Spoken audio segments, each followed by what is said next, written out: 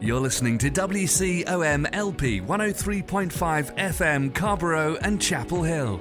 It's a Tuesday, it's 5 o'clock, and that only means one thing. It's time for another round of Snarky Faith with your host, Stuart Deloney. This is a space where we irreverently wrestle through life, culture, and spirituality, all with our heads in the clouds, our tongues in our cheeks, our hearts in our sleeves, and our feet on the ground. At Snarky Faith, the questions or even the answers are never the point. It's all about the conversation. So here's your host, Stuart Deloney.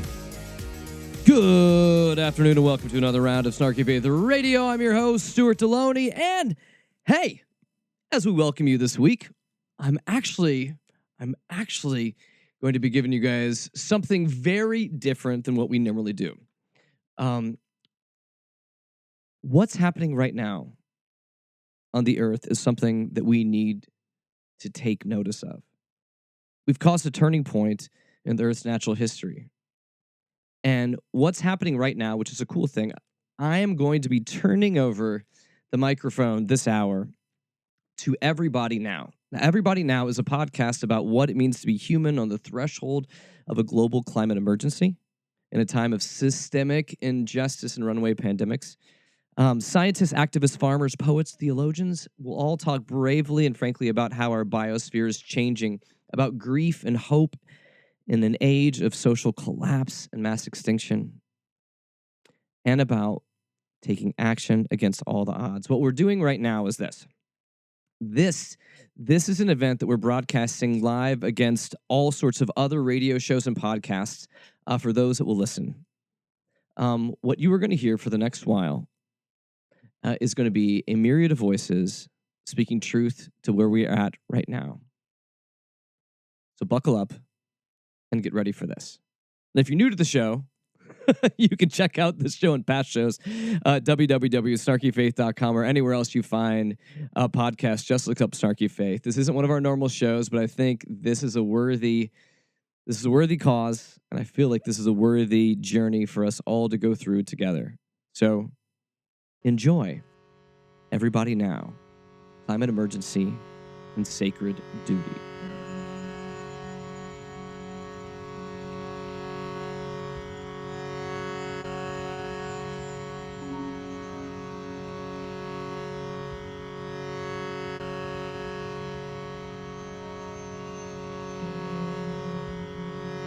The poet, Podrega Tuma. The tree of knowledge. Having eaten only one fruit from it, we cut the tree of knowledge down. We broke its boughs, ripped it from the land it fed and fed from. Some man made branches with machines. Some woman cut new leaves from steel. The tree sent up its sighs, lamenting that the land it held together could no longer now be held together.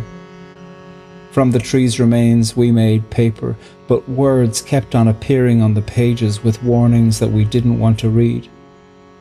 We burned it, dumped it, waited. We wanted something else to save us.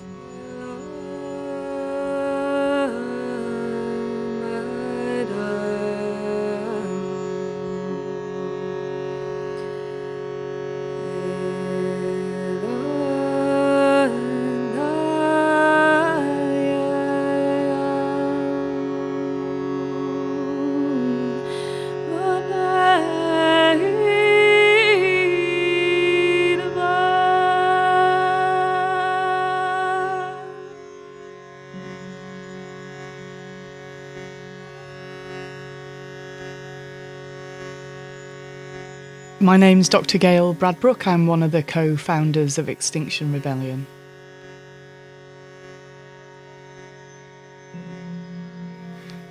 I first experienced a sense of utter dread and panic around what we're doing to the environment as a really young woman. I guess I was 9 actually, and a factory was being built on some land and I didn't have any say in it, and I felt really aggrieved.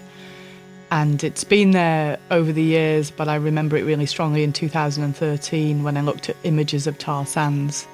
But mostly it's just been this feeling of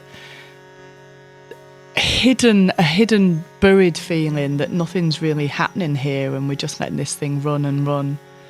And then last summer, I started to really grieve and panic and recognise that I hadn't fully faced the meaning of these times. And it's quite an unravelling when you do.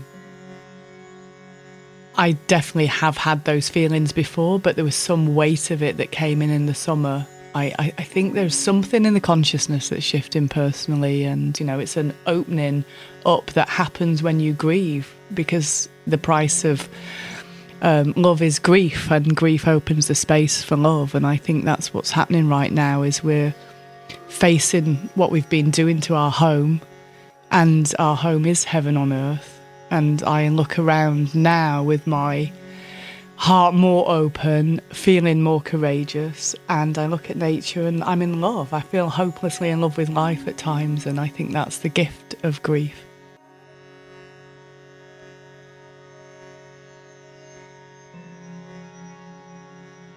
The climate scientist, Professor Kevin Anderson. Let's just use the barrier reef that people know about, they've heard about.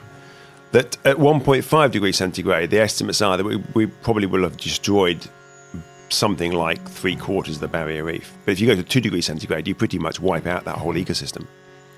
So we're not at 1.5. It's not as if this is a good position to be in. It's probably the least worst position we can be in. And across a whole suite of really important emblematic ecosystems, we see high levels of destruction at 1.5, but most of them have elements of these are still surviving. As you head towards 2 degrees centigrade, then the level of destruction of these ecosystems becomes more severe, to levels where sometimes some of them will simply not recover. And so whether it's in terms of sort of rainforest cover, whether it's in terms of things like the coral reefs and so forth, but then in terms of pest movements and agriculture, but in terms of human systems, of the exposure to additional droughts and heat waves, or severe weather conditions, increased sea level rise as that plays out in the longer term. Almost all of the things that we think about in terms of climate change get noticeably worse between 1.5 and 2 degrees centigrade. Now, clearly, 2 degrees centigrade is better than 2.5, and 2.5 is better than 3. But I think what was important in that report was saying that here's a set of impacts that look pretty bad at 1.5, and here's a set of impacts at 2 degrees centigrade, and they're noticeably worse. I cannot envisage how we can now hold to a 1.5 degrees centigrade of warming. I cannot imagine scenarios that would deliver such rapid cuts in emissions. But I think there's still a reasonable to outside chance we can hold below 2 degrees centigrade of warming. I hope to be wrong. I really would like to be wrong on the 1.5. I hope other people can come up and say, well, here are ways that we can do this. It's the area I work on, and I can't understand how you would make those sorts of changes rapidly enough. The only way that I can envisage it is that if we make all the reductions that are necessary for 2 degrees centigrade by actually cutting back on our emissions, that's primarily through 3 phases. One is consuming less energy in the very near term. In the medium term, to dramatically improve our use and efficiency of that energy. And the third part is to switch our energy across to zero carbon options very rapidly indeed. If we do all of those things in line with 2 degrees centigrade, and this technology that a lot of people talk about now called negative emission technologies, these don't exist. These are in a few pilot schemes, but mostly in the imagination of professors and academics and on computers and so forth. If those can be made to work, and we do everything possible for 2 degrees centigrade, on the outside chance then we might, if we're lucky, we might hold to 1.5. I think it's incredibly dangerous, but we're now relying on those technologies that don't exist, not only for 1.5, but also for 2 degrees centigrade. And indeed, if you look at some of the scenarios developed for the IPCC, even some of the scenarios for 3 degrees centigrade also assume lots of negative emission technologies. The benefit of those, at least the short-term political benefit of those, is that it means we haven't got to reduce our emissions as rapidly as we otherwise would do. So if you come to a country like the UK, you've got our Committee on Climate Change, who are sort of a semi-independent arm of government in many respects. And their latest report, which a lot of people herald has been wonderful, basically has just ramped up, increased still further their original assumption about negative emission technologies. So they can say things like, yes, you can expand aviation in the UK. It's probably okay to have some shale gas and some further offshore oil and gas exploration if we're careful about this. All of this is still possible within our Paris commitments. But the caveat to that is if our children can develop and deploy at huge scale these negative emission technologies.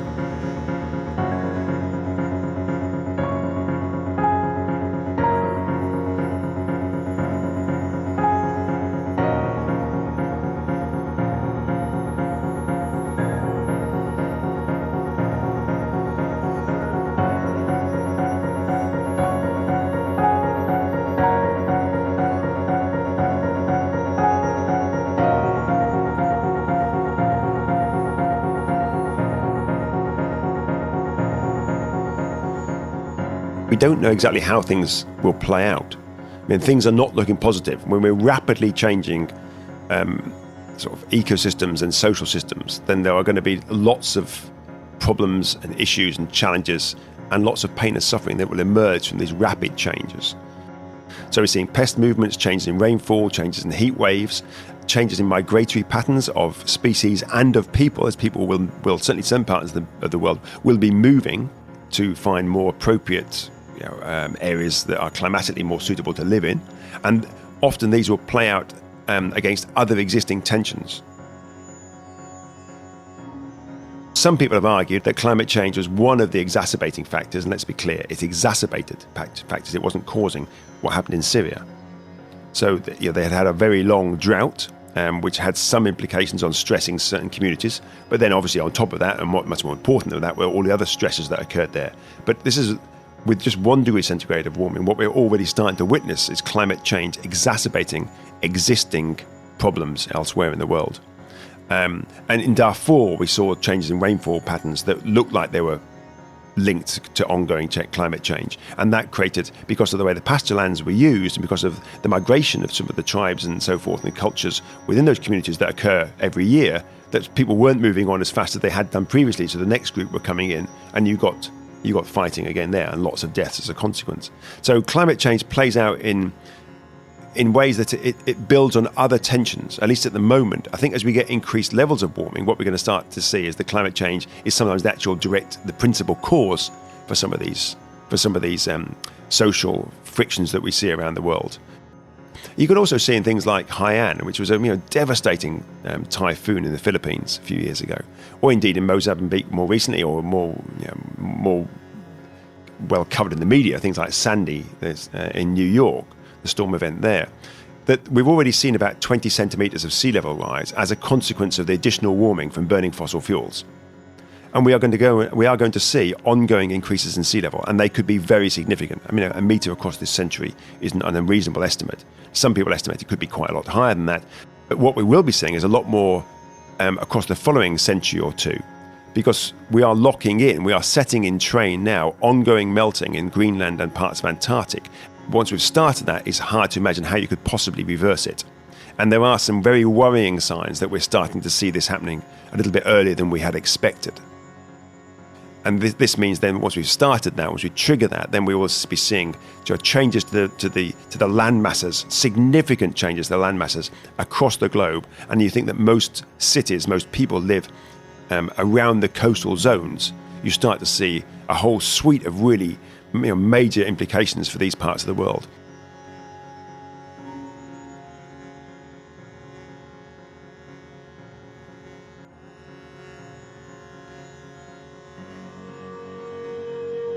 My name is Damaris Albuquerque. I come from Nicaragua, country in Central America, and I'm currently directing CEPAD, which stands for the Council of Protestant Churches in Nicaragua.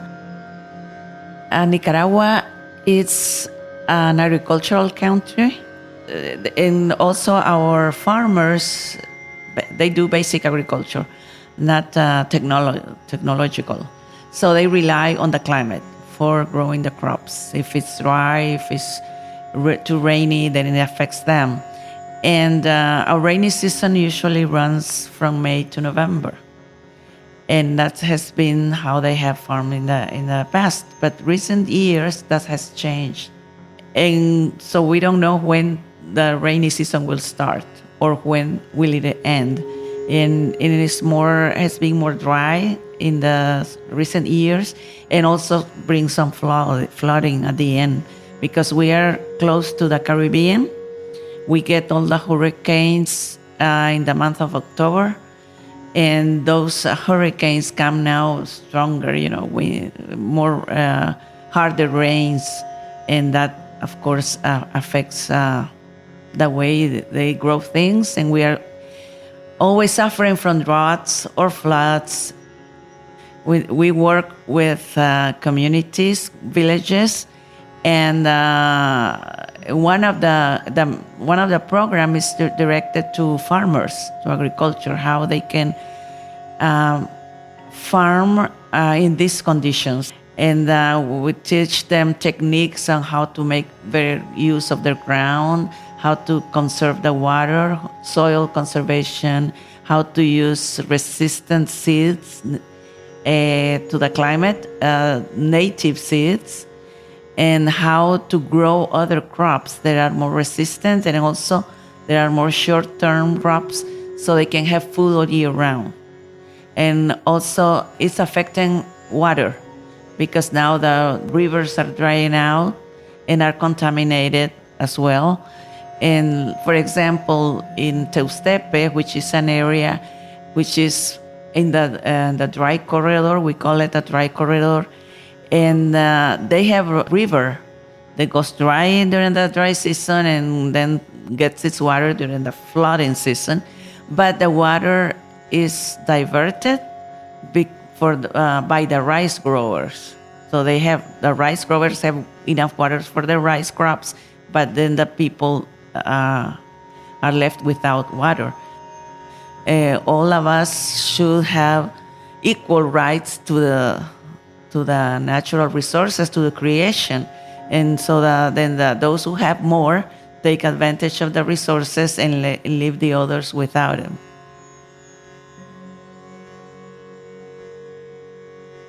We are hopeful for the present, but in the long run, we also are affected by those phenomena, El Niño y La Niña. I don't know if you're aware of them. El Niño brings dry season, no rain, and La Niña is all the contrary, a lot of rain. And so we are afraid that there will be no water, enough water. We work with farmers, helping them to make what we call micro dams. There is a hole in the ground, you put plastic to capture water. But if the pattern continues as it is now, there will be no water to capture.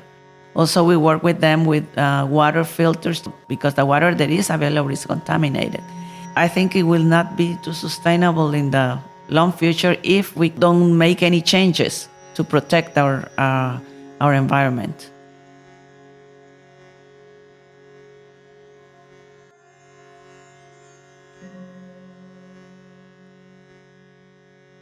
My name is Rachel and I work for Hope for the Future. So I had some vegetarian friends at church at university, and I was very confused as to why on earth they were vegetarian and why they kept saying that was part of their faith. I really didn't understand. And so it was sort of through my friendship through them that I kind of asked questions and was kind of wondering what was happening with that. And then a group of students that I knew were also involved in the divestment movement, also at university. I was like, oh, interesting. I will start getting a little bit involved in that. I studied philosophy, and part of my political philosophy paper was a little section on climate change, which I found so utterly distressing. And I mean that in a sense of like the philosophical arguments for why it doesn't matter that climate change gets worse, because the identity of future persons isn't fixed. And I was alarmed that you could just think that was a reason not to act. And sort of, I guess, once you start having something on your radar, you start noticing it in the other parts of your life. And so I started on a very slippery slope into the environmental movement, which became more and more entrenched. And after I graduated and moved to London, that was just at the time that XR was starting. And so I was, at that point, compelled enough that I became involved in that. And then through that, lots of other activism movements. And now I work in the sector. Yeah, so I started with sort of the more personal things, and that was at university. So I was vegan for Lent in my second year of university. And mostly it was just like, well, I want to be able to say that I've tried it. And then at the end, during Holy Week, I was like, I will reflect on this. And then that was when I started making the links between faith and the environmental movement, and I was very convicted by it. So that was the beginning. And then the following year, I kind of made that decision that I wouldn't fly on a plane ever again, which was a big choice, but one that I felt I needed to make and sat right with me. And that still kind of held through. Deciding not to fly, for example, was a huge thing for me because it effectively meant shutting down quite a lot of the world. So previously, if someone was talking about Australia or Indonesia or their trips to those places, there was a sense that that could be me at some point, but now there very much isn't. But interestingly, I was like, actually, the vast majority of people on the planet don't ever get to make that choice, and I had the privilege to be able to make that choice. I think there's something really interesting about kind of a biblical parallel between you find your life when you lose it, and actually when you make choices that are costly, you also gain in a richness of something else that I don't really know how to put into words, but that has definitely been true in my own life. And the things that I've decided in this area is that it now no longer feels like a sacrifice at all. It just feels like I found new sources of life in being able to make those decisions.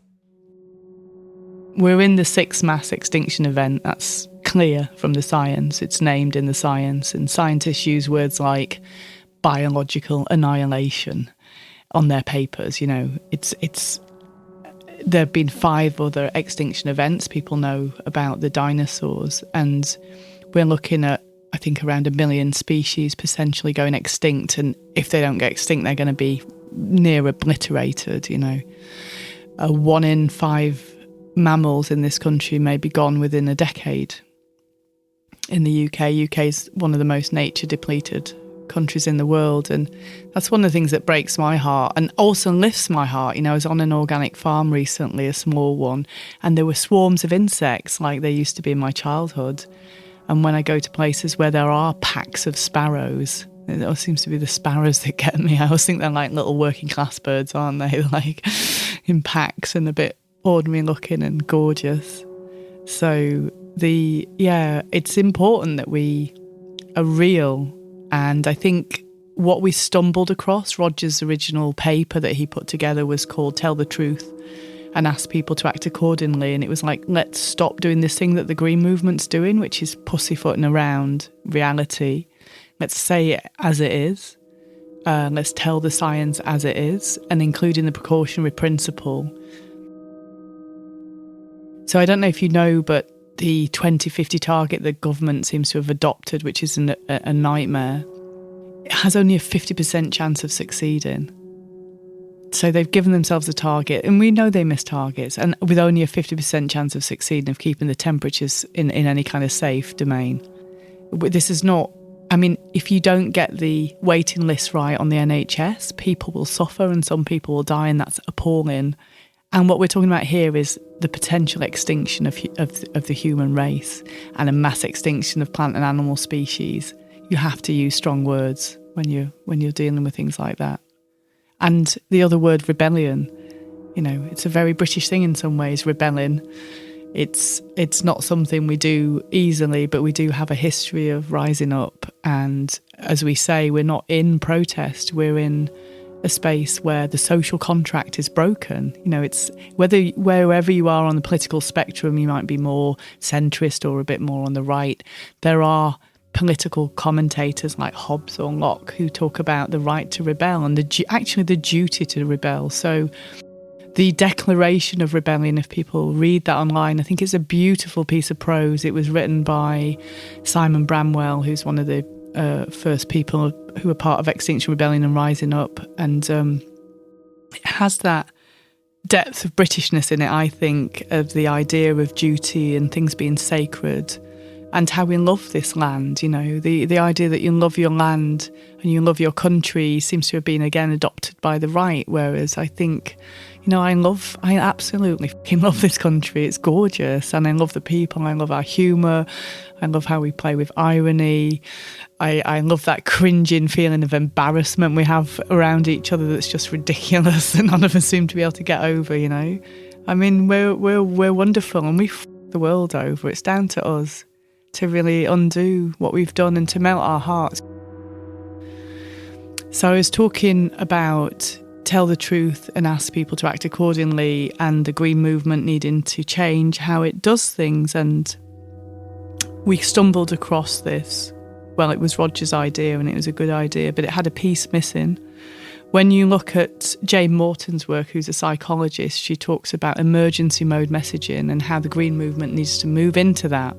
So it was very much backing up this idea that you tell people the truth, and in an emergency, a new bit of people emerge. You know, an opportunity is there within an emergency. It's not all bad.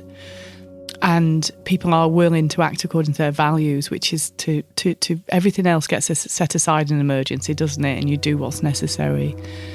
And the other piece that needs to be in there is the idea of a vision that it's possible to do. It's possibly going to work. So if your house is on fire, you are going to break in because it's possible you're going to save your children in the bedroom or whatever. You're not going to worry about, you're not going to sit there and calculate the percentage likelihood, are you? Just going to go and do it because that's the right thing to do. And maybe you'll succeed. And of course you're going to try. And I think for me, there is a need now to hold this vision for each other, that we have woken up to what we've done, because it's a mess. And how, you know, as Greta said it, how dare we? But also we were broken and traumatised. That's why we did it. We didn't realise. Now we're waking up to it and falling back in love with each other in life. And it's time to clean up after ourselves. And I think that's such an honourable way to spend our lives. I've been trying to start mass civil disobedience for a while, and through praying, I met Roger Hallam and we started organising together and pulling meetings together in groups, and other people joined us, and a momentum developed, and we tried out various tactics. And so it was this group called Rising Up that we named it in the end, and we would gather every few months at people's houses. So you're sitting in my sitting room, and this is where we made the decision to do Extinction Rebellion. And then we gathered in a cafe in Bristol a few weeks later to start planning it. So we'd have like, I was just thinking about this room just behind there, Ian Bray, who's a Quaker, that's where he would sleep. Somebody down the corridor there, we thought like 20 to 30 people crashed out in this little 3-bed house. And it feels incredible. Like, I actually often don't believe it's actually happening, that we're now in 63 countries. We have a reach on social media of 1 million people, and it's growing all the time. There's over 200 groups in the UK, and it's heading so far so good, you know, in the right direction in terms of numbers. It needs to have about 2 million people in the UK that are actively supporting a rebellion.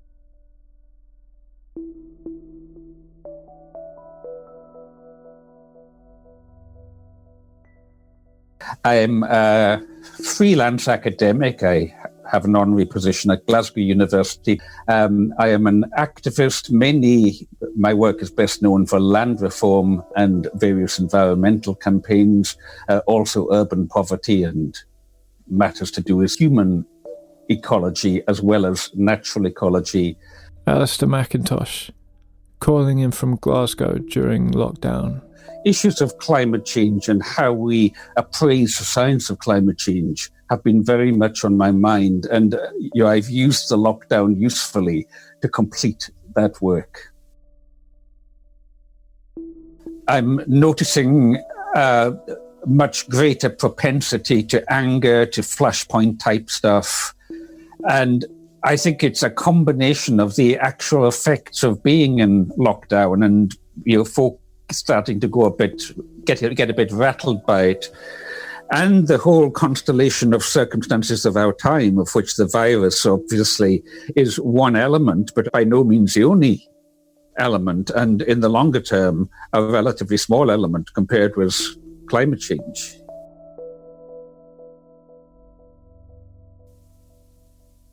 Pandemics go right back in our history. The earliest annals, whether from China or the annals of the Celtic monks and so on, talk of repeated great plagues coming upon the world. Archaeologists will tell you that when you find a deserted medieval village or signs thereof, usually it's been a plague that has been behind the cause of it being deserted. Trends in human behavior very much increase the likelihood of pandemics. The World Health Organization since 1990s has had on its pandemic section of its website a warning that pandemics are likely to happen in the future. It's not a question of if, but when, and that when they do come, they could kill millions. The Spanish flu of 1918, 1919 killed between 20 and 40 million. The coronavirus, as of yesterday, had killed 400,000 people worldwide. And this is in a world where we have far more advanced medical support facilities than we had back then at the time of the ending of the First World War. So yes, pandemics are likely to keep on coming, to keep on hitting us.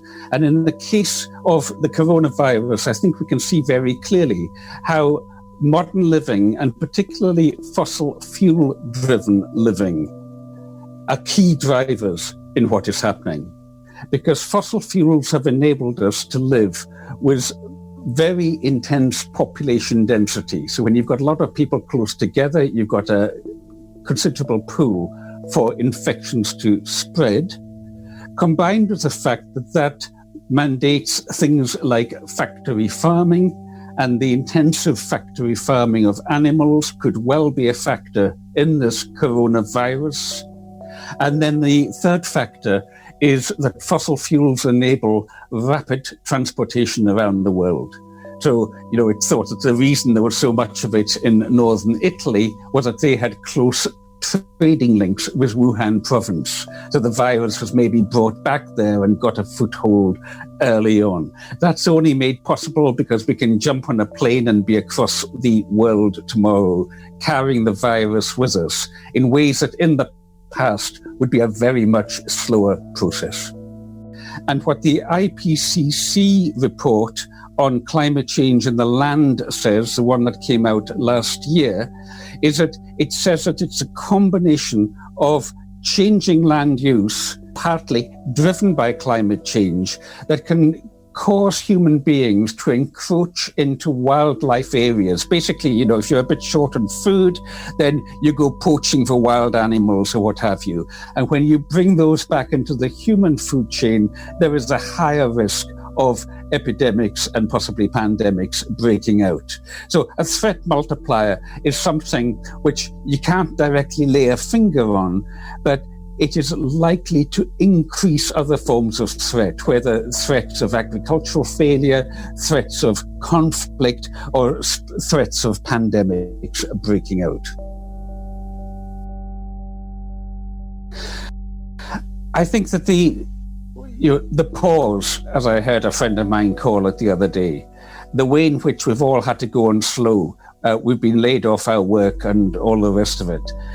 The pause has led to a reduction in greenhouse gas emissions. At the peak of it in China, I saw one statistic that said that the CO2 emissions had reduced by 25%. But, still churning out 75%. Most of the factories kept going. Most of the agriculture kept going, and so on. Aviation, although we focus on it a lot, is responsible for only something like 2% of emissions. So simply stopping the planes in itself has not led to a dramatic drop in CO2 emissions. So the CO2 is still building up. And the concern that I have that, what are we seeing? But as soon as it starts biting, you get President Trump in America saying that he's going to relax environmental regulations on corporations to make it easier for them to compete again.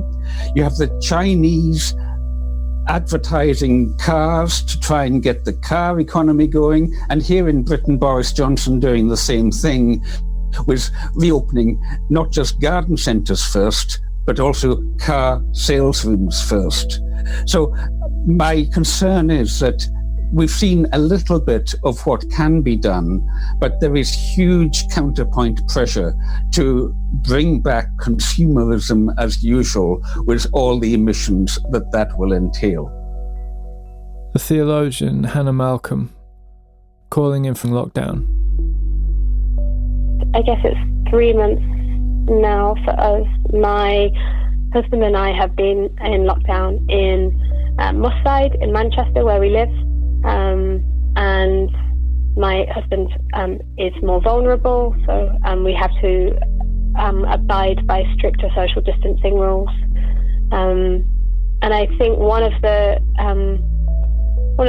real challenges that it's brought home for me, as someone who has to manage my own chronic mental health condition, and who also relies quite heavily on being outside, being amongst other creatures in order to manage my well-being, has been a reminder of just how uneven access to other creatures, access to the living world is for people in our country. Losses of green space, losses of other creatures, the loss of the living world has been much more keenly felt in lower income neighbourhoods and communities, and something like how much local park, how much green space per person in a neighbourhood is a really telling measure of the uneven ways that we treat each other. Historically, we've made this theological distinction between natural evil and moral evil, which has been our way of dealing with the fact that some kinds of bad things that happen in the world, we can say, well, that was the direct result of human sinfulness, and other bad things that happen seem to be part of, being in systems of violence more generally. So a natural evil might be something like an earthquake that kills people. Moral evil is a person that goes out and kills people. One of the consequences of climate breakdown has been that the lines between moral and natural evil have become really blurred. So we know that this virus is a consequence of our sinful relationships to other creatures. Lots of people have made the connection that environmental destruction makes viruses jumping from animals more likely, and that also, as climate breakdown continues, we're going to see more and more of these kinds of events. So things like SARS, bird flu, and coronavirus, those kinds of epidemics and pandemics are going to become more and more frequent, and wrapped up in that kind of blurring of those lines between what we've maybe traditionally considered human spaces and non-human spaces. Is that, that's the result, that blurring partly of our prioritization of our current economic models over everything else. So I think it's fair to say that the two are kind of inextricably linked.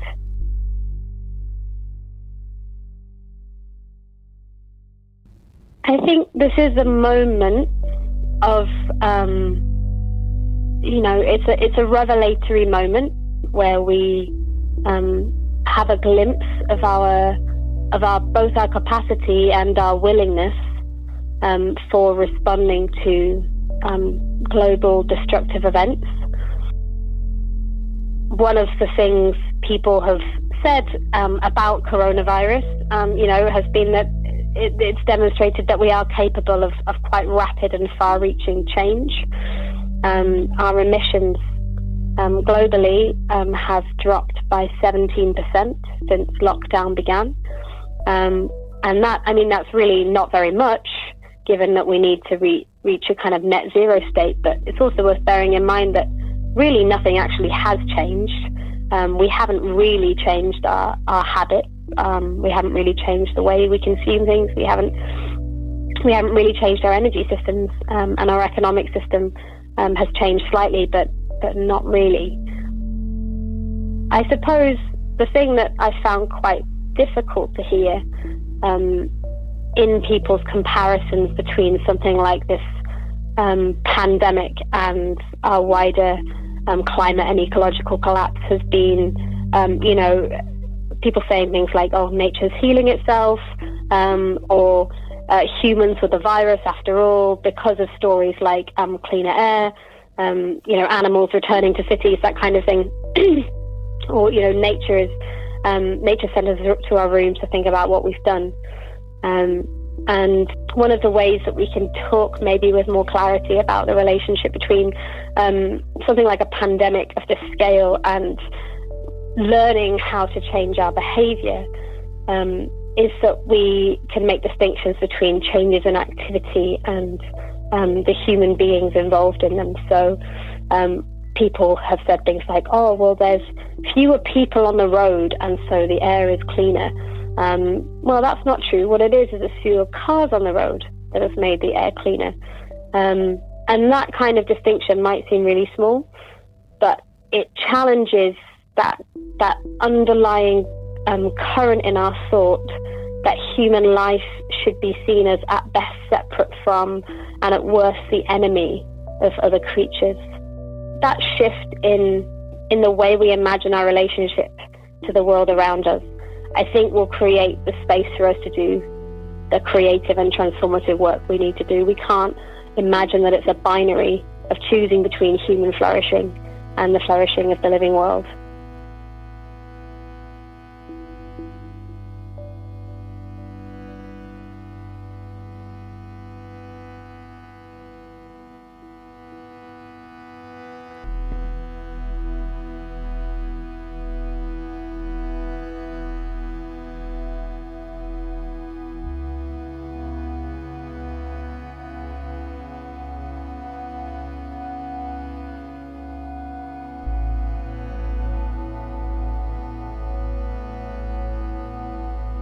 Poet Zina Kazemi. You bring me a doll and tell me to point to where it hurts. I tell you, I need an atlas. Bring me a globe. I place my fingertip on the northernmost point and let it spin before me, and watch grand mountains and dying oceans and pillaged forests and lifetimes pass before my eyes, and wonder how I would rearrange it if the earth was just a small sphere in my hand. I'd fill in the disappearing coral reef with the colors the world is so ready to forget. I'd dip both hands into the oceans of time and carry back home the extinct species to the seas. I'd take the water from the melting ice caps in buckets to the barren deserts, move the unsung clouds from our gray skies to drought-stricken lands, and fill the hands of farmers extended in prayer with the rain we so readily complain about. I'd move the bulldozers out of the rainforests so that the trees will not be disturbed in their prostration to their Lord, and take them instead to the separation wall in the West Bank in Palestine. I'd bring watercolors, the calmest blue, the brightest yellow, to paint over the black blanket of pollution shrouding continents in eternal darkness, hanging over factories where little hands stitch their childhood into the hem of our skirts, watching their lives pass by in the reflection in the small, intricate mirrorwork on our dresses. When I have finished, I'll run my finger along the borders, erase the sketch marks of the colonizers, until the globe is no longer a map, until the word map is erased from history, and the earth returns to just being God's canvas, ready to be adorned by tomorrow's hands.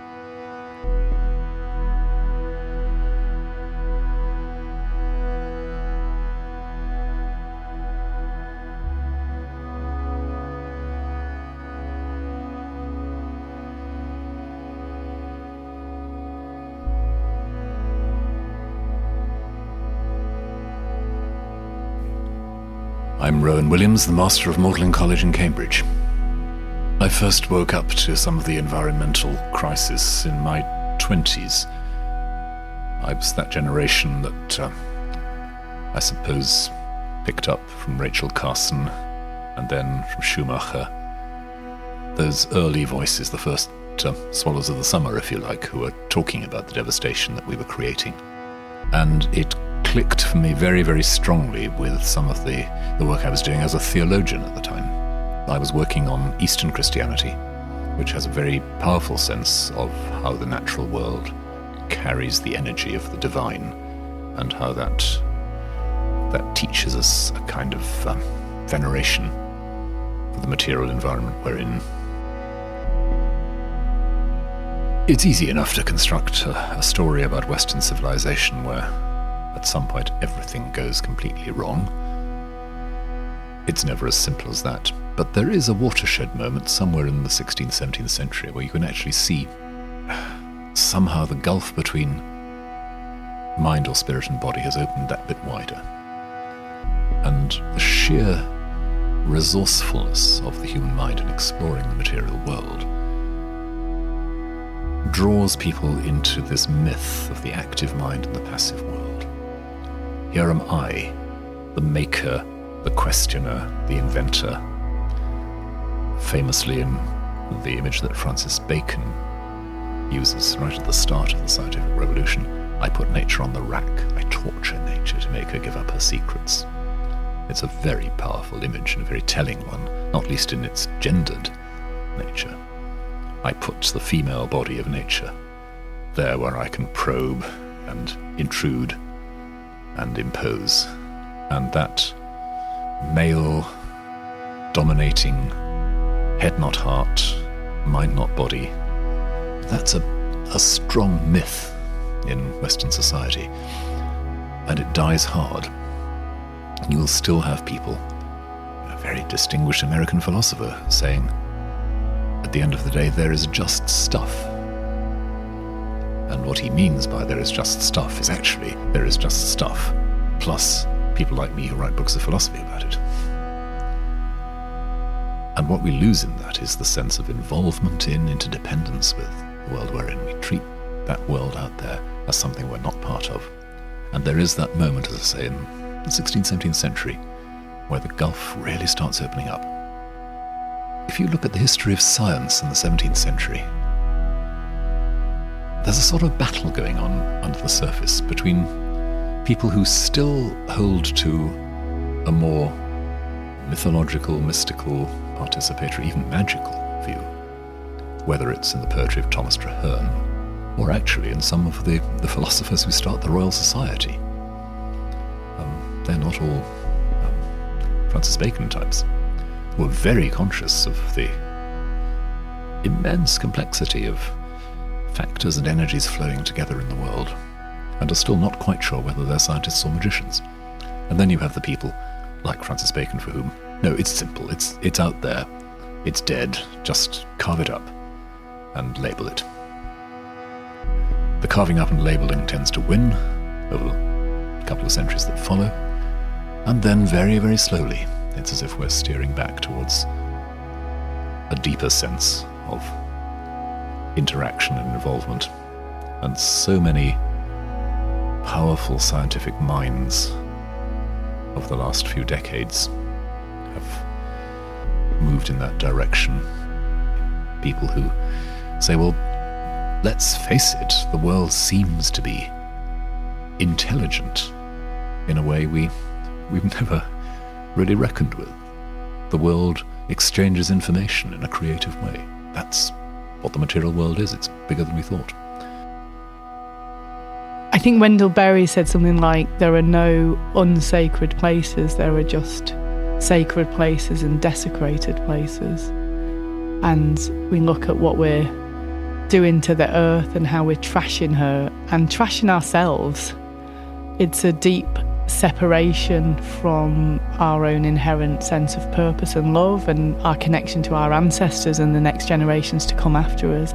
I don't think that change comes driven by the intellect. The intellect has its place in terms of planning things and understanding, tactics and things like that. So it's definitely got its role, but ultimately it has to be rooted in the heart. And I think that if a word like sacred is something that can speak to people, to say that this is something of deep meaning that we're doing together. And I think it's important that things are rooted very deeply in our bodies, and that's how I feel that word.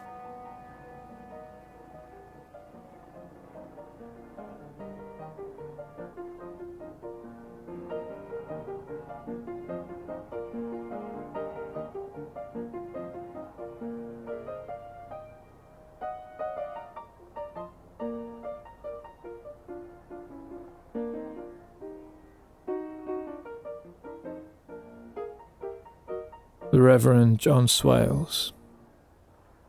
So I've been brought up sort of respecting creation. You know, I've filled in on online petitions, noticed a bit of Greenpeace stuff and whatever, but really just going about my life, just a general level of awareness. Then about 8 months ago, a couple of things happened. One, my daughter went on one of the youth strikes, so I just got interested in the climate stuff. But at the same time, I was preparing a series of talks on the Book of Revelations, a series of sermons. Noticed that in that central part of the Book of Revelation, it talks about famines, it talks about wars. And I just started noticing parallels between what Revelation was talking about and the climate discussion. So during that time of sermon prepping, I got into climate science, reading reports, reading a number of books, listening to podcasts. And I started to see that my general awareness of greenhouse gases and that we may have a problem at some point was misguided. It wasn't enough, that this is an emergency situation that very likely within my lifetime, almost definitely within the lifetime of my kids, we are, unless something drastically changes, we're going to see a world of mass starvation, global migration, and societal collapse. And quite frankly, that terrified me. It disturbed me. My peers and colleagues weren't talking about this. And so, well, I must be wrong, so let's do more research. Let's listen to more stuff. Let's see what's out there. Let's get a mainstream view. And actually, the more I researched into it, the more I realised, yes, there's variety. There's different opinions in the scientific community, but the consensus is, unless we change things drastically, the future looks tragic. IPCC report, they say we've got another 10 years really to sort of really get a grip of decarbonising radically, or that the future is one which will be really incompatible with human existence. But the UN Secretary General last year, he said we've got 2 years to do something drastic. Yes, there's differing opinions there, but both of them are saying this is an emergency situation.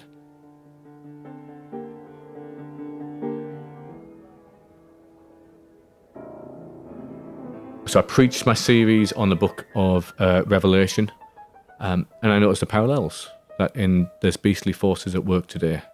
The unholy trinity of unrestrained capitalism, of consumerism and individualism. I'm complicit with their power and force, and now my eyes are open. And as I look at the climate science, as we try and predict the future, well, all hell in one sense is breaking out.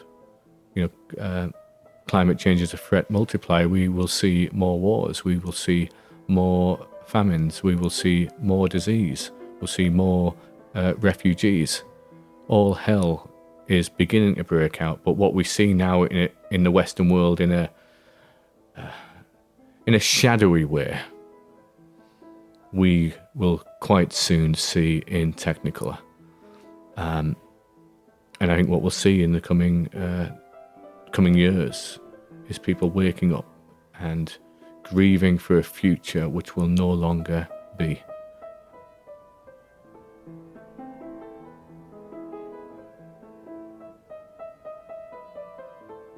Actually, after preaching this series on Revelation, I fell ill with a chest infection, and for about 8 weeks I was really laid up in bed, antibiotics not working, staying awake at night,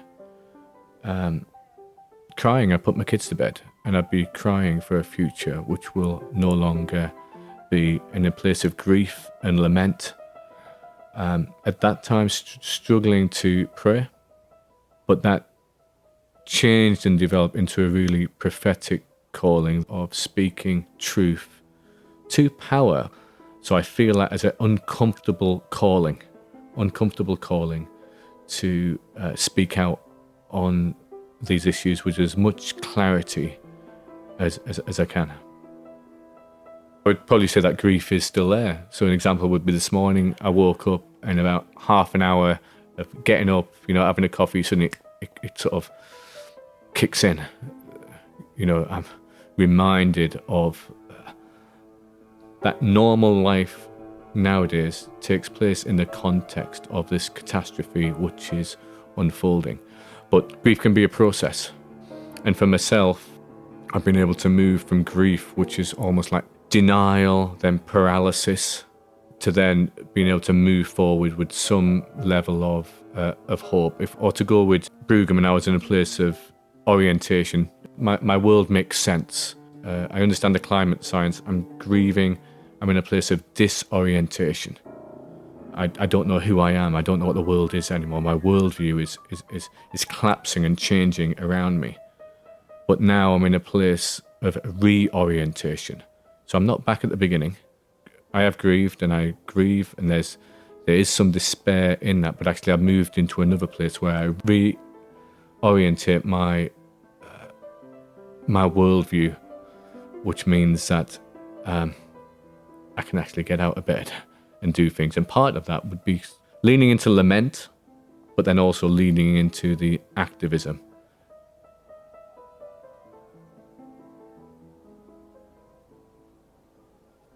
My hope is that I'm more present in the present. I thought I could dictate and control the future, just in the sense of that's how I imagine things. I can't. In the present, I can really be there. So I'm trying to notice more. I'm trying to appreciate the earth better. I'm trying to appreciate things like laughter, joy, just family dynamics, and that life is a gift. I think that's breaking into the present.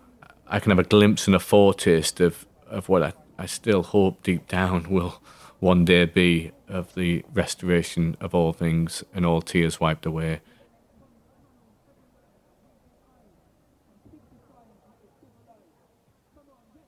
Grief is different from despair. Despair says nothing will change inside or outside. Grief says things have changed and things will change. If they're to change for the better rather than the worse, I've got to understand the grief and go into it and somehow make sense of it. So, yes, I grieve for the future in the sense that I think my children and grandchildren will live in a smaller world than I live in. And that's on the very best, the most benign forecast.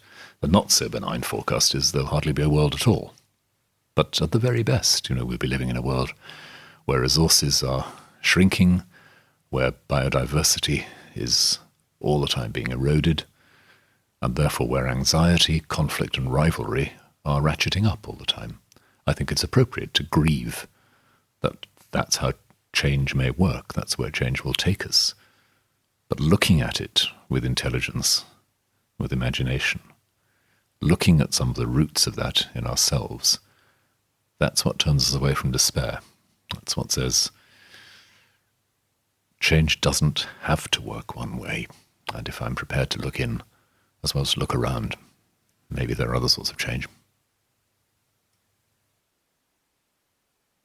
Recently I came across a wonderful phrase which said that we're homesick for the rest of creation. And that puts it very well, that there is a kind of desolation which I suspect a lot of people are feeling at the not quite conscious level, desolation that our company in this world is shrinking. The company of sentient beings, the company of others who share this space. And people often now feel this impulse to go and expose themselves to a wilder environment. People talk about rewilding their environment because they're aware that the sort of solitary, humans-only territory we've created is really, really stifling us.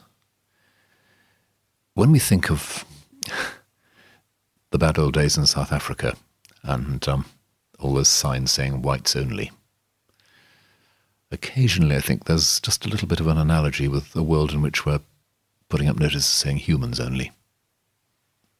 as if we really did not want to share our space with the rest of organic life. Now, the effect of that is, of course, to cut into our own flesh, almost literally, to cut into our own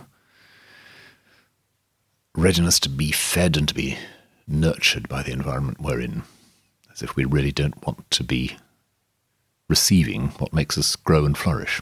So, yes, there's loss, there's bereavement there, and I think that image of homesickness is a very powerful one. That seems to be what people are experiencing. In a strange sort of way, I think the real impact on my faith has been to make me more and more aware of the way in which life and intelligence and interaction permeate everything.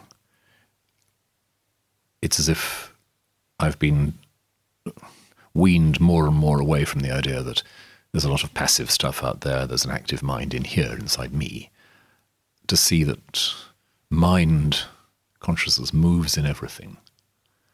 That if the world really is in the hand of God and part of the act of God, then God moves in everything. And the big mistake we make is to think that the world is just a lump of dead stuff. So, in a strange way, I'd say the crisis has woken me up to a deeper sense of the vitality of things, the interconnectedness of things.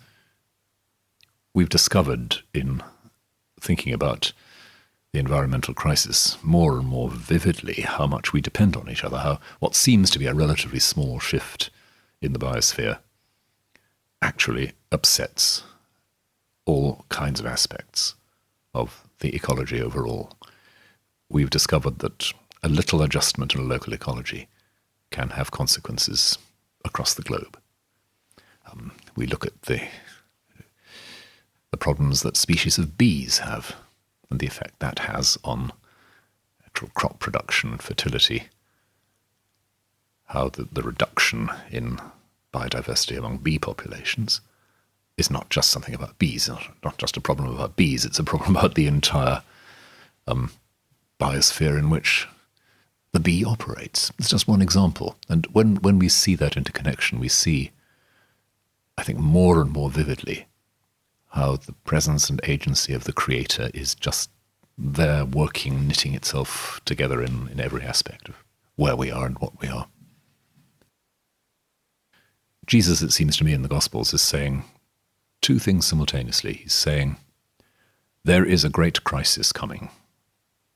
And for him, it was mostly the terrible crisis and tragedy that overtook the Jewish people in the first century. There's a great crisis coming. It's a time of testing. It's a time when everything will be turned inside out. Don't kid yourself. Don't lie to yourself. Things are serious, and the world is running down in some sense. He also says at the same time, stand firm. Be confident that you are loved and you are worthwhile. When you have that confidence that you are reconciled, you are loved, you have the confidence to share that reconciliation and love with others. Start now. Don't leave it till tomorrow. Accept the offer of love and reconciliation. Make that offer yourself today. And whether or not the crisis comes, or what happens the day after tomorrow, you will be alive now. I think that's a rather pointed address to us as we are today. Yes, things are dire, and there's no guarantee that we will resolve the challenges of climate change. It is possible that we've passed the tipping point. But don't be passive. There is a better way of being now. And if you start living like that now, if you change now, well, who knows what becomes possible? In other words, the end of the world is nigh, don't panic, which is a very strange message.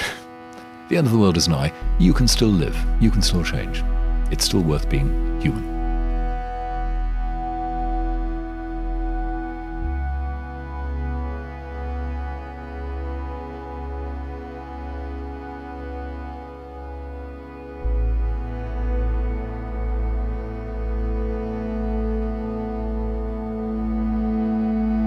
I was just thinking about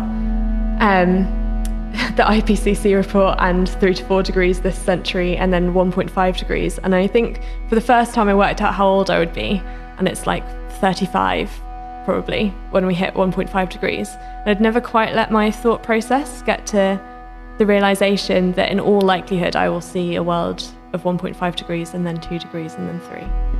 How on earth do I grieve for that? I don't really know. So yes, of course, there are moments that it comes home and you're like, wow, this is so much bigger than I am, and I don't actually know how to comprehend that just in my mind. I really don't. And at the same time, I have a real eschatological hope of life comes after death, and that love wins, and that light is stronger than the darkness. And so I hold on to like a very real sense that when you kind of plant a seed in the ground and you leave it in darkness, and you're like, how on earth would that grow? And yet it does. That also applies to so many situations around us. And I fundamentally do not believe that there is anything that is irredeemable. And that is what I hold to.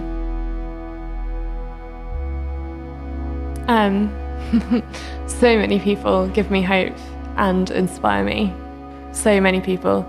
And even it's really little things. It's the people from the local environmental group sending me a postcard. It's watching people above the age of 70 underneath a truck in Marble Arch in the April Rebellion, chained onto it. And it's people who read me a beautiful bit of poetry. I'm like, wow, what an amazing gift of beauty that is. And seeing people who also care about this, and even people who don't care about it, everyone models something of life and of goodness and of truth and of beauty, and all of those things give me hope, and they all inspire me in different ways.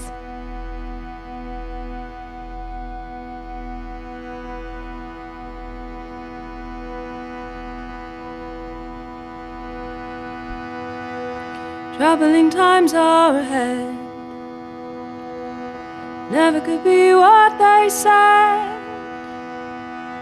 Won't be the same anyways, just as it was our land. And it breaks my heart, 'cause there's still love here, and it breaks apart the life we share. And it speaks of love that you don't want me to go, but I said it before, I want to live happily, but that doesn't seem quite right anymore.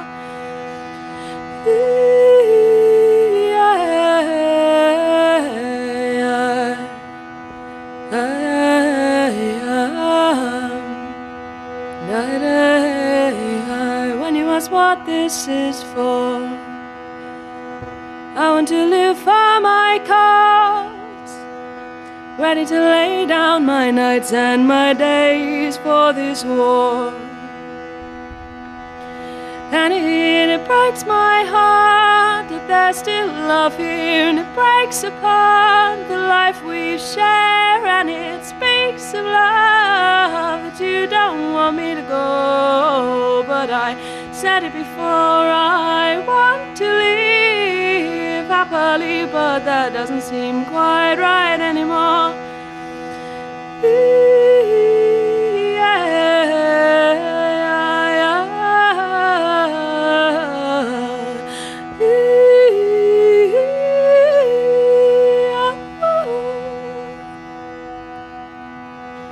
Penitence can't stall the time.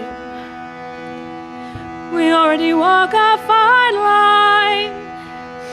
I'd be ashamed to remain just to change your mind. And God knows that it breaks my heart that there's still love here, and it breaks apart the life we share. And it speaks of love that you don't want me to go, but I said it before, I want to live happily, but that doesn't seem quite right anymore. I want to live happily, but that doesn't seem quite right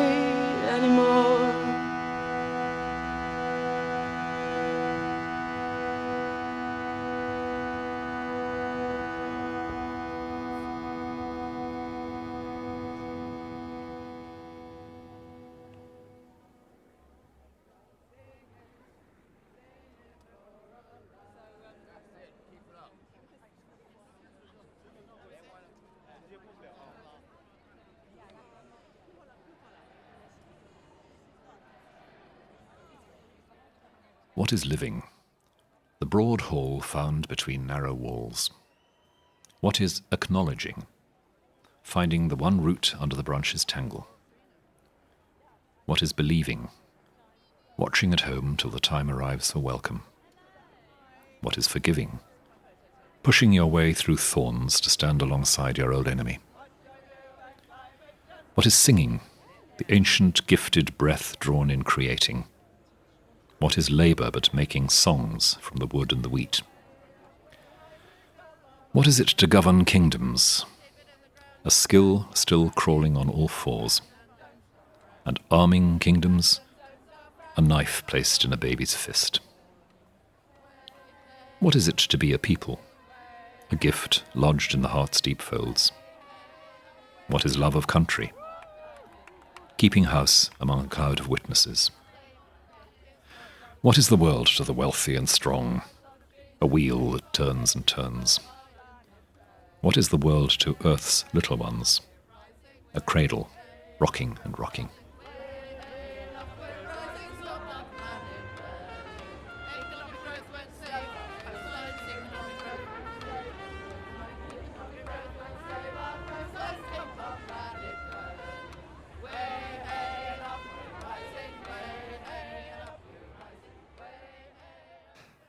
For me personally, there was no revelation in relation to climate change. At no moment did I suddenly think, I wake up one day and think, this is an issue I've got to spend the rest of my life working on. And I should hasten to add that I really, in some respects, wish I'd never left my earlier careers. And I used to work in the Merchant Navy. I spent my earlier life training as an engineer to work on ships, traveling around the world carrying cargo. It started to be interested in issues of climate change, and then I went back to university to study issues of climate change, and with various small breaks in between, I've basically been working on it since the 1990s. But at no point did I think, did I wake up to think this is the most important issue. It was a gradual evolution, and that evolution came across, I think, because it became increasingly evident that we were choosing to fail. So who's the we? I mean, the high-emitting people in our world that have the privilege of being able to understand these issues. So I think there's sometimes deliberate ignorance, sometimes or willful ignorance, if you like, and others that then will deliberately massage our own assumptions and storylines to delude both ourselves and other people about our responsibility, the high emitters' responsibility, and about the fact is that we have the agency to act, but choose not to. Our emissions in 2018 were about 67% higher of carbon dioxide than they were in 1990. And even a country like the UK has made almost no shift in its emissions since 1990. And other countries, progressive countries like Sweden, France and Denmark, have seen no reduction in emissions since 1990. 50% of global emissions come from 10% of the world's population. 70% of the emissions come from just 20% of the population. And in highly unequal countries like the UK or in the US, for instance, then those breakdowns are not that dissimilar. So it is not normal people driving occasionally in an older car, living in a terraced house or living in rented accommodation. These are not the people who are really the main causes of climate change in a country like the UK. They are the professors, the barristers, the well-paid teachers. There's more senior people on the moderate to high and the very high incomes in the UK, and broadly the higher income, the higher the emissions by and large. That these are the people responsible for the lion's share of emissions, even in the UK. And yet we still describe futures whereby we almost look at everyone as if they're all the same. And at the moment, we are still discussing, and so are most academics, about bolting climate change onto business as usual. This is a fundamental change to business as usual because we have chosen to fail on reducing our emissions for 30 years. What we have to address at the moment, of course, is not just one clearly defined, clearly focused enemy. It's a system. It's a complicated spider's web of practices and assumptions and vested interests, extending from the top end, the fossil fuel industry, through to everything that the fossil fuel industry fuels, investment policies that go with that, right through to food miles in the supermarket. Yeah, where do you start with all that? That's one of the difficulties.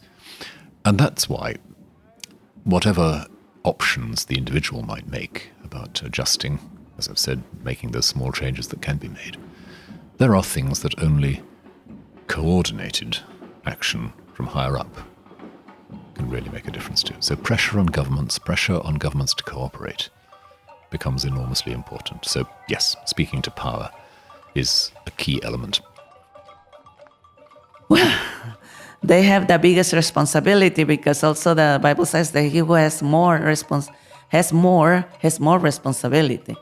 And they have been the ones who have abused our resources and the people and everything to their advantage. So now it's their turn to stop doing that and start changing that. Because if they don't change, every little effort that we do here is important, but it won't be the same. So it's their responsibility to stop looking at their pockets and start looking at the people. Power is what it is, partly because it practices being deaf. So sometimes the volume has to be turned up.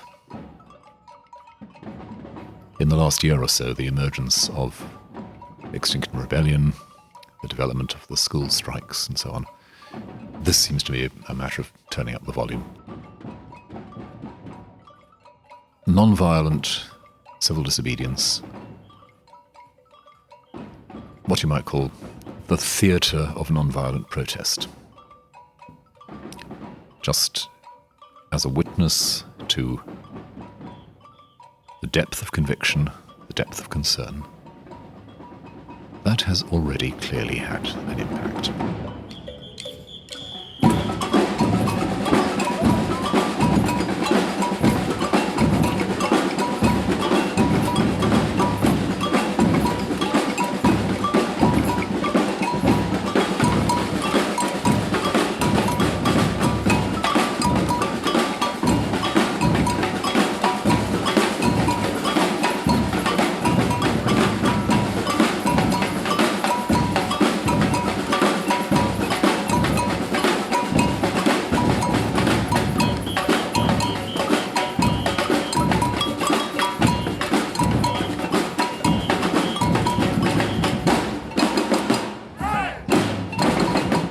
People sometimes ask about the legitimacy, the morality, if you like, of defying the law or resisting the law, or breaking the law.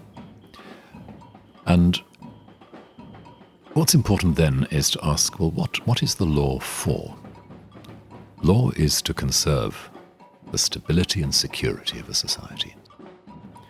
We have a legal system, we have police, we have courts, so that people will feel that they have somewhere to go if they're damaged, hurt, robbed, offended, etc. What if you live in a world where the very possibility of stability and security is being undermined by a lot of the practices we take for granted in our economy? Then you have, in a way, to drive back towards the first principles of law and say, yes, okay, I'm defying or transgressing this particular regulation for the sake of law itself, that is, for the sake of a society which has security, stability, justice, etc. I accept the consequences. If I break the law, I go to jail, fine. But I'm, if you like, calling the law to account in terms of its own first principles. In Leeds, set up with a few like-minded people, set up Christian Climate Action Group in Leeds, and then a few of us decided to go down to the October Rebellion, and it has to be one of the most strange, beautiful, sad, holy experiences which I have had. At one point, I was with we had a bit of a choir formed. There was protesters, grandparents locked on to each other and locked onto the ground, refusing to move because and they're going to be arrested. But the police are waiting for the bolt cutters and whatever to arrive. So this, I found myself walking the streets of London, weeping, crying, like leading morning prayer by a hearse, where people have locked themselves on to the hearse, and you're there praying for people and joining with the protesters and finding my liturgy changing with the context. This needs to change the language that we use. I found myself reaffirming people's baptisms in Trafalgar Square, becoming more aware than ever that the buildings and the architecture around are representative of power and industry and the powerful. And instead of saying to people, do you turn from sin? I'd change that, make it more specific to the context. Do you turn from unrestrained capitalism, consumerism, and individualism? And then the people who had reaffirmed the baptism would head off into the City of London to be arrested. Very strange situation to find myself in. What's interesting with civil disobedience, I often think people like it in the past and admire it in the past and go, oh, the wonderful suffragettes or Martin Luther King or Gandhi, and then when you do it today, it's problematic and annoying. And actually we have a history of civil disobedience in this country that, people often again point to the suffragettes, but since then, there's been they were mass trespassers, and that's why we have the right to roam. And people like the Ramblers Association came out of mass trespass. We had people pulling up GM crops and get involved in civil disobedience, including Prince Charles. So we have a good tradition of it, and it's about doing what's right. Duty is to honour sacred law and the law of love. And civil disobedience is a manifestation of that. And I also see it as very initiatory, because we're stuck in a system that wants us to stay quiet and wants us to keep our heads down and keep consuming. It's very narcissistic. It's very self-indulgent. And there's something about saying, I do not stand by this system. And when you commit an act of civil disobedience, it's a breaking of your relationship with something. It's a Rubicon to cross. And when people do it, they have an inner transformation very often. It has an element of trickster in it as well. It has an element of mischief in it potentially, but certainly an element of sacred service. So I was really amazed getting into the environmental movement, holding a space which is sort of inherently confrontational, because you're saying, I don't like the status quo and I want to be counted as being anti that. And as someone who, I really dislike conflict, I cannot tell you how much I dislike it, I find that an incredibly difficult space to hold, but also a really powerful one. And I think there's something about stepping outside of the ordinary into something that feels extraordinary that opens your eyes to other dimensions of the extraordinary as well. And so when I'm standing in a place that I can sometimes feel a little bit nervous about, I'm also most open to God. And I find it an amazing place to pray, and also an amazing place to have fellowship with other people, because my experience of the environmental movement is a lot of people are wrestling with and acknowledging their own brokenness and that of that they see in the world and the people around them. And they're working out, how do I go forward with this? Oh, I think kind of love, hope, sacrifice, all of these different ideas, they're all very much open questions that people have, and there's a lot of diverging opinions about where they're moving towards as well. But it's a space that's very open to, I guess, the cracks and brokenness and vulnerability. And it's a really amazing place for connection with other people and to experience church in a different sense of that word.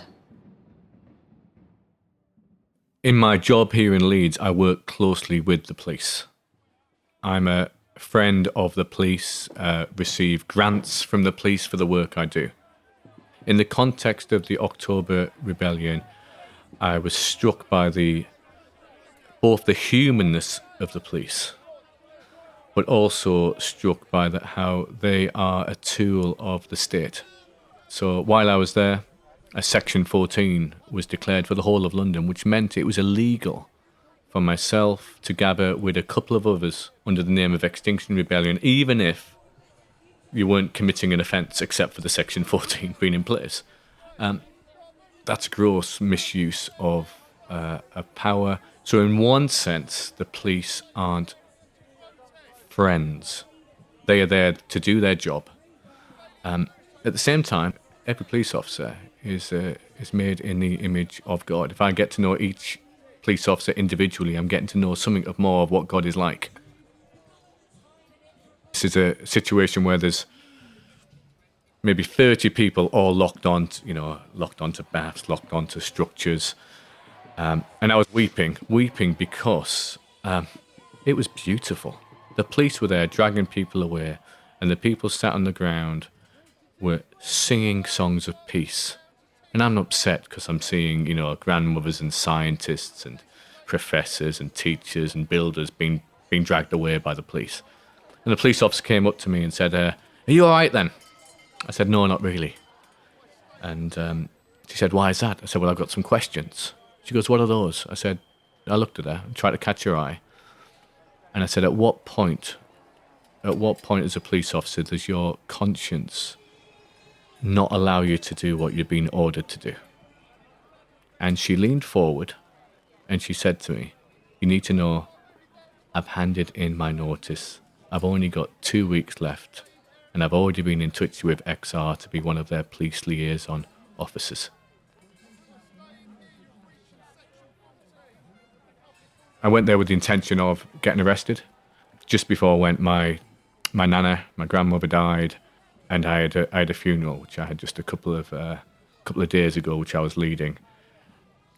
And I decided not to add extra upset. So I was in a strange place where I went there with the intention of getting arrested, but then was actually trying to avoid arrest, which was more difficult than I thought. I was getting stopped. I'd have a vicar collar on, walking around London with a retired friend. Police officer would come up and say, "Are you a protester?" I'd say yes, and he'd say, "The only place you can go to now is Trafalgar Square." And I would say, "I'm not going to commit an offence. I'm not going to sit in the road. I just want to go to Westminster Abbey and pray." And I was told very clearly, "The only place you can go to now, you have no permission to go anywhere else." It took everything within me not to sit on the floor there and then and get arrested. In this country, we have, in my view, a kind of pretense of a democracy, and any ways that we break the law are a way of saying that this land, law is not being used in a healthy way in this land, and therefore I need to break the law to make myself be heard. People don't pay attention when you stand on the sidelines holding a banner, unfortunately. They can have some value, writing to your MP, signing a petition, going on a march. They can help raise awareness of something, but frankly, we've been doing that for 30 years and carbon dioxide emissions have gone up 60%. It hasn't worked that, and I think people have to understand that civil disobedience has got a long history, and there's a lot of evidence that is the thing that makes the change. It's a confrontation stage, and it's done respectfully and with dignity and with beauty and with fun and with compassion, then it makes sense.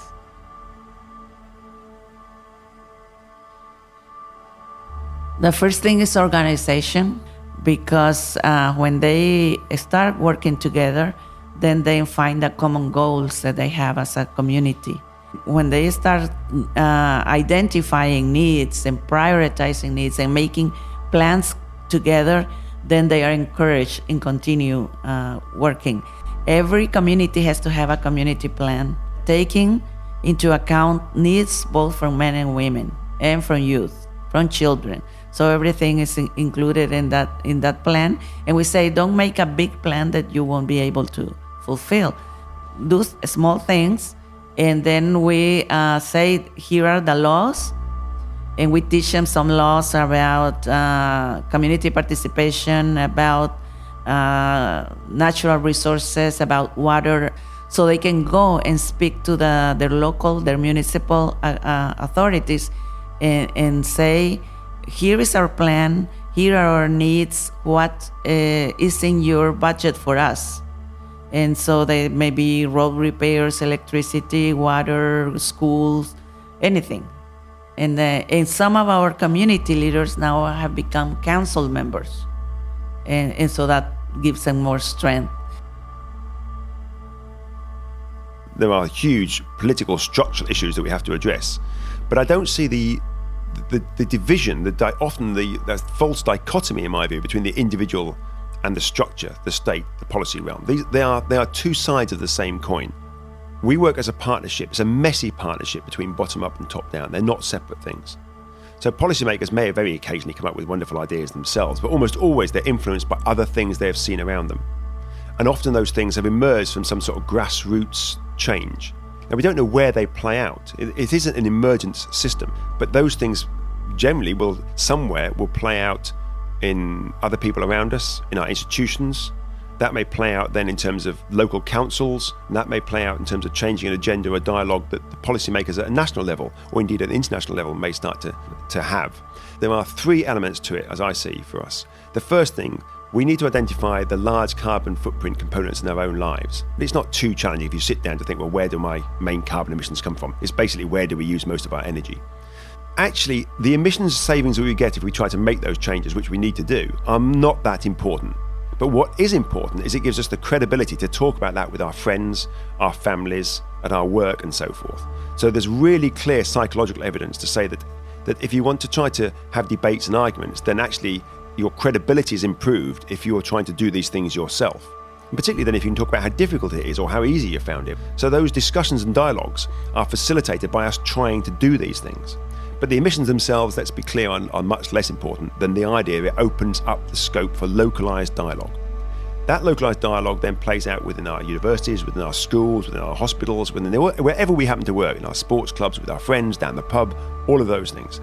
We start a new dialogue. But we also need to engage directly with our companies, with the institutions that we're more directly involved with our local councils. Think about what solutions we can come up with. If people are putting forward things that are completely counter to responding to climate change, then emphasise those things. Use our local media, use local radio, write letters, write emails, engage via social media. There are lots of ways that we can have our say and our influence. We may not always be right. We think our ideas are good. We have to listen to other people's ideas. So listening, not just hearing what other people are saying, and then evolving our own ideas. But I think there's a role beyond that as well to engage at the national level. Policymakers, particularly in most of the European countries, the democratic process is still incredibly rich and really open to many people to have engagement with. I know we criticise it all the time, but I think we are far too cynical about our political processes. Write to our MPs, go to the surgeries, critique what they say when their things don't fit, but also be very supportive when they are making difficult policy decisions that are broadly in line with our commitments. It's driving a much stronger agenda across all of these tiers from our immediate local vicinity to our sort of towns and villages and communities to the national level. And we as citizens, I think, can engage across all of those. So we need to open up space for this dialogue as wide as we can. We must make sure we get much greater cultural buy-in here.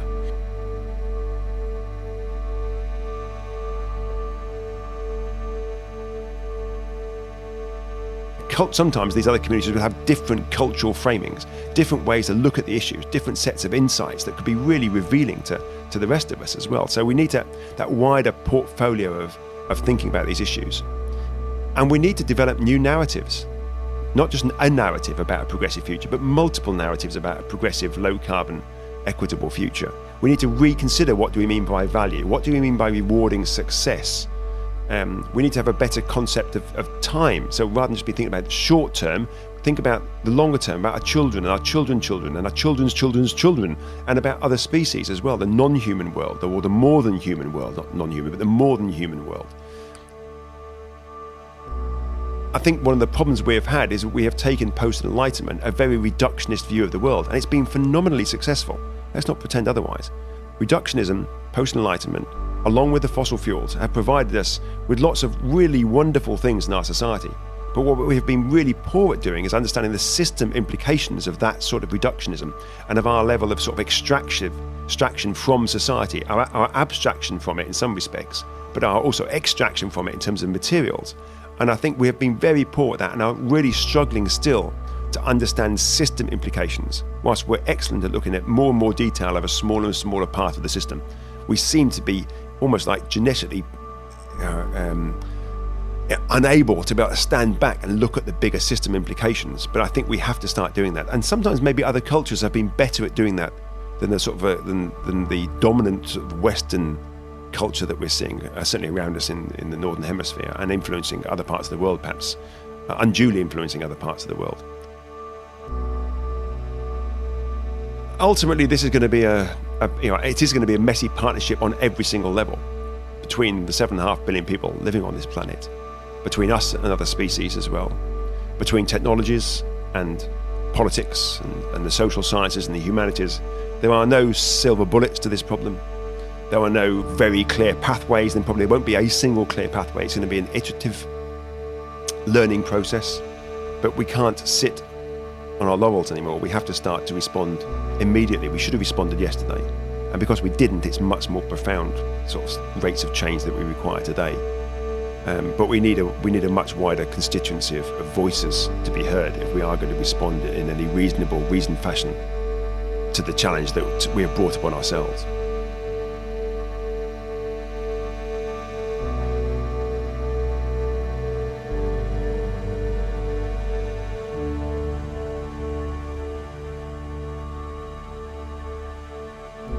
Well, we believe that this is Earth is not ours.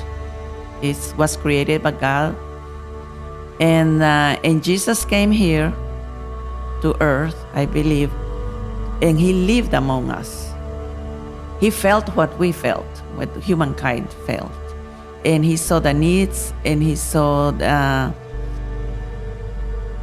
I like the passage when He fed a multitude, 5,000 men, women, and children. He could have made a miracle, out of nothing and brought the bread and feed the people. But he said, do you have something? You feed them. And they, we don't have anything. So He said, anything? Nothing? Well, here is a child with 5 loaves of bread and 2 fish. In the hands of Jesus, that multiplied.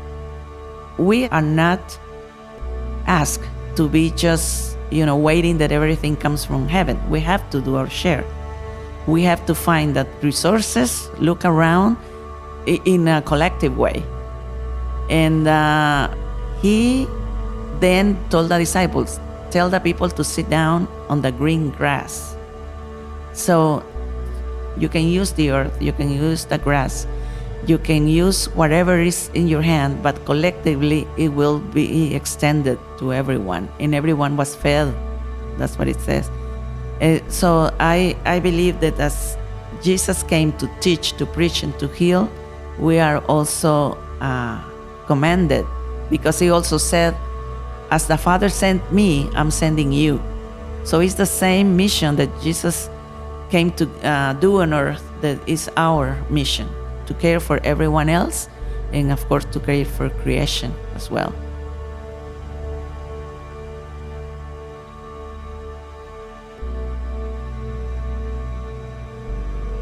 This recognition of our interconnection with things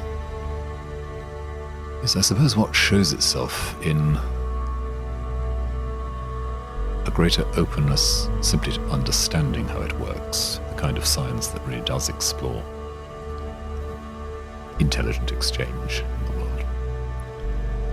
It shows itself, above all, I would say, in a sort of sympathetic patience with the processes of nature. We don't try to get shortcuts and quick fixes out of the natural world. It's not that we just leave it alone, but our involvement with it becomes something that is prepared to spend a bit longer feeling for the grain of things, not making dramatic, overwhelming interventions. So the good gardener listens to the soil and the season and the nature of the plant. The good gardener doesn't say, my main job is to get this garden full of the same flowers 12 months through. The good gardener says, the interventions I make, the action I take, will have to be somehow, in and around how things actually grow. So too much intervention, too much technological triumphalism about how we engage with the world is part of our problem. Scaling that back a bit, learning a bit about walking at the pace of the world around us, I think, is how it shows itself. And that's why I'd say things like, I've said sometimes in the past, gardening and cooking are good for us. They show us what can't be hurried. And maybe that unhurried relation is the way we show that we've got the point.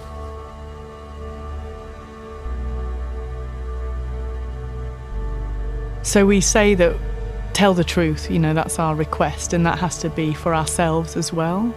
And so telling the truth is about speaking to your friends and family and neighbours about this crisis in an honest way, and about the rebellion in an honest way. We don't know it's going to succeed, and we don't know what can be saved. And if we just make it sound like, oh yeah, if we just work really hard and we rebel and then we're going to turn this thing around and everything's going to be okay, it just doesn't feel honest. I suppose the question is, how bad could it be? That there are so much heating locked in to the system already, tipping points are already being breached, the ice is melting. And what would it look like if we really took this emergency seriously in the next year or so, and we went into, it's for want of a better analogy, a wartime approach, a wartime economy. And I don't mean that we're in war with anything, but that spirit of like, actually we're in a crisis and we've got to all pull together and do something here. On the one hand, we have to try. Ultimately, it comes back to this point of what's the right thing to do. Is the right thing just to roll over and give up in despair? Well, despair is not a fun place to be, actually. So I always say, look into the abyss. And it is an abyss. Really look into it. Don't shy away from looking into it, because we're a death-phobic culture. And when you face your own death, and you face death and the problems that your children are going to face, and the ones that you love, and life on Earth's facing, it's hard, but you can face it. You have the inner strength to do it, especially if you have faith. And face it, feel it, and then decide what you're going to do about it.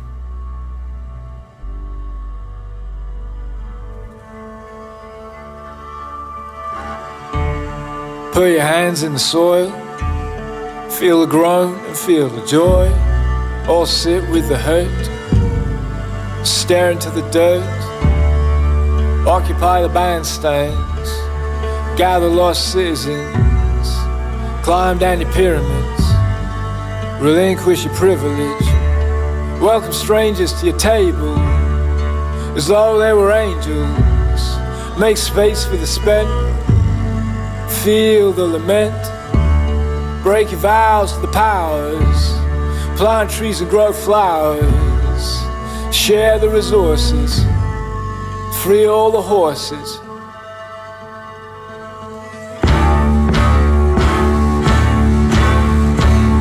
All citizens, put your hands in the soil and feel the groan.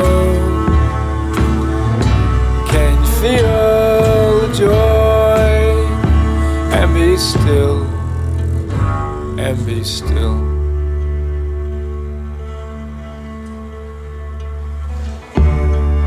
Down by the riverside, who's not afraid to die?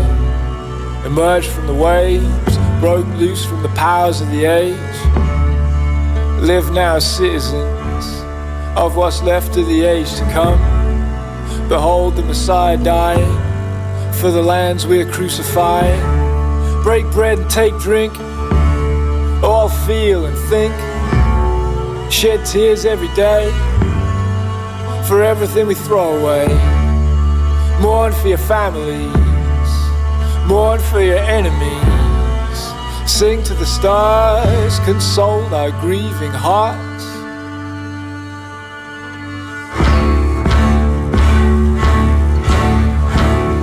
All citizens, put your hands in the soil and feel the groan. Can you feel the joy?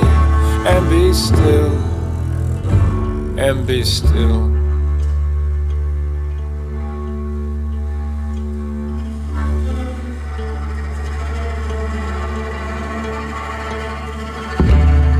Clap your hands to your mouth. Let your pride go south. Put your hand on your head. Make terms with the dead. Put your hands on your face. Too late to learn from our mistakes. Put your hand on your heart. Can we stop what we start? Sisters to the leverage. Brothers to the edges. Youth to the fore. This bleak future is yours. All ye of noble birth, join the scum of the earth. Gather round the powerless. There's the power that can save us.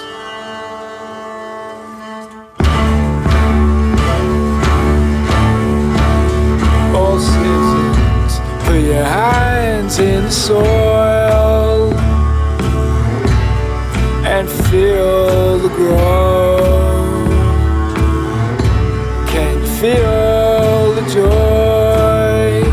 And be still, and be still, and be still, and be still, and be still, and be still.